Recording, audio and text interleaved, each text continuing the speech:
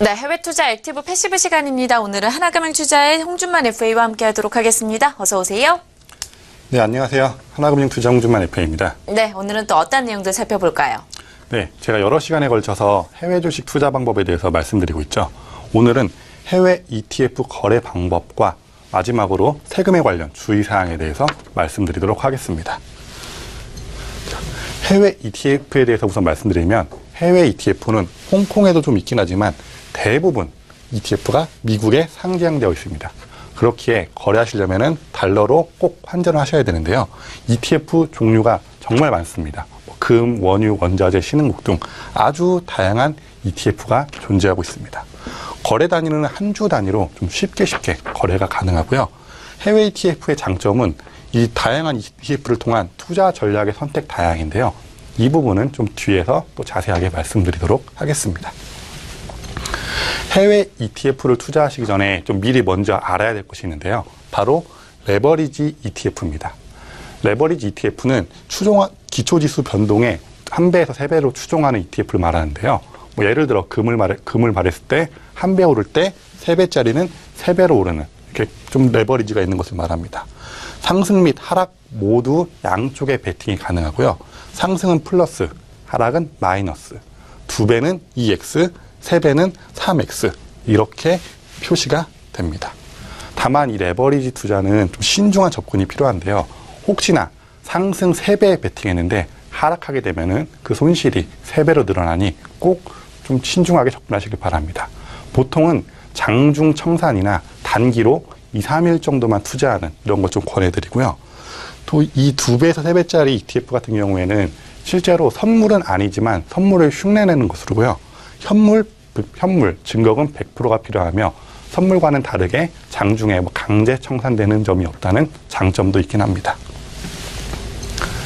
자, 앞서 말씀드린 것처럼 왜 해외 ETF가 좀 다양한 전략 선택이 가능한지 그거에 대해서 말씀드리면, 예를 들어 제가 투자를 하려고 할 때 원유에 할까, 금에 할까, 신흥국에 할까, 어디에 할까 고민을 하다가 귀금속에 투자를 하겠다라고 투자 목적을 정했습니다. 그럼 귀금속에 속해 있는 금, 은 혹은 금광업 산업 섹터에 투자하겠다라고 전략을 가져갈 수 있고요. 그 다음에 제가 금을 선택했고 이어서 기간을 장기 적립식으로 하겠다. 아니다, 나는 단기에 빨리 치고 빠지겠다. 그걸 통해서 기간을 정하시고 그에 맞게 1배, 2배, 3배 레버리지 ETF를 투자하실 수가 있습니다. 또한 반대로 떨어질 것이 예상되신다면 하락에 베팅하셔도 됩니다. 이렇게 ETF는 다양한 종류와 또 다양한 레버리지 투자를 통해서 좀 효율적인 분산 투자가 가능한데요. 하나 좀 말씀드리자면 보통 1배짜리 ETF는 현물 투자라고 보시면 되고요. 2배, 3배는 선물 투자한다고 보시면 됩니다. 그렇기에 앞서 말씀드린 것처럼 2배, 3배짜리는 아주 신중하게 접근하셔서 투자하시길 바랍니다. 자, ETF도 매매하려면 당연히 관심 종목을 등록해야 될 텐데요. 이 부분도 조금은 까다롭습니다. 보시면은 한글명, 영문명 모두 영어로 길게 써 있습니다. 조금 한글로 되어 있는 것이 있는데요. 거의 없기 때문에 관심 종목 등록하실 때 이름 종목 검색보다는 거의 코드로 검색하신다 보시면 됩니다. 김민하 FA 패시브 포트폴리오에 담겨 있는 EEM, VNQ 관심 등록하실 때 이름을 쓰는 건 매우 힘들고요. 코드 EEM, VNQ 이 코드명으로 검색하셔서 관심 종목을 등록하셔야 됩니다.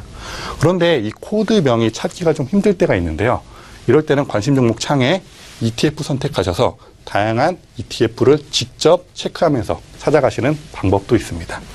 자, 관심 종목 등록 꼭 코드로 알파벳으로 되어 있는 이 코드로 하셔야 된다는 점 기억하시길 바랍니다. 자, 그 다음 매매입니다. 매매 이제는 다들 아실 거라 생각합니다. 당연히 미국도 15분 지연 시세고요. 호가를 확인하셔서 금액 지정하시고 한 주 단위로 거래하시면 됩니다. 이 매매 부분은 이제는 다 잘 아시기 때문에 간단히 설명만 드리고 넘어가겠습니다.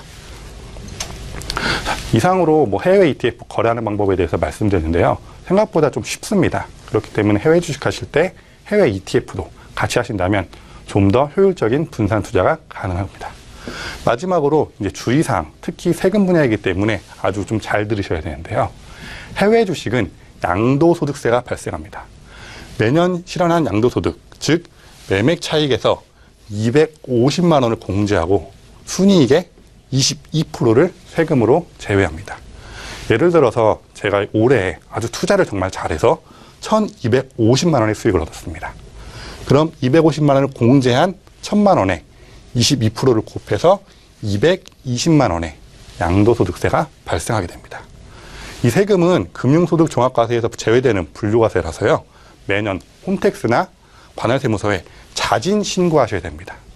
이 부분 놓치시면은 가산세가 붙기 때문에 꼭 기간에 맞춰서 신고하시길 바랍니다. 또한 매수 매도 결제일의 환율이 자동제여서 환차익이 매매 손익에 포함됩니다. 예를 들어 내가 샀을 때보다 환율이 올라서 좀 환차익 포함해서 더 많은 수익이 얻었다면 이 부분도 같이 22%가 과세가 되는 것입니다. 하지만 매매가 아니고 별도의 환전으로 인한 환차익은 전액 비과세가 되는 점, 이 두 가지가 다르다는 점 기억해 두시길 바랍니다. 그 다음 마지막으로는 이제 배당소득세인데요. 해외 주식 배당 자주 나오죠. 그거에 대한 소득, 자, 14% 배당소득세를 낸다. 간단하게 이렇게 기억하시면 됩니다. 그런데 나라별로 배당소득세가 좀 차이가 있는데요.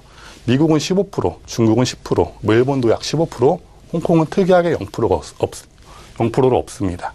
중국을 기준으로 하면은 중국에서 10%를 이미 떼기 때문에 국내에서는 초과분 4%만 세금을 내시면 되는데요.